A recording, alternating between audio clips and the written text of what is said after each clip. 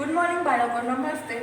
આગળ આપણે આજ સુધી શીખી ગયા આલ્ફાબેટ. હવે આપણે એસ શીખવાનો છે. એસ ફોર સન. આ સાચું ચિત્ર છે સન. સન એટલે કે સૂરજ. તમારે આની અંદર રંગ પૂરવાનો છે. ચલો આપણે હવે ગૂંટીશું કે એસ કેવી રીતે લખાય. તો બાળકો આવી રીતે એસ લખાય. આપણે એને ગૂંટીશું.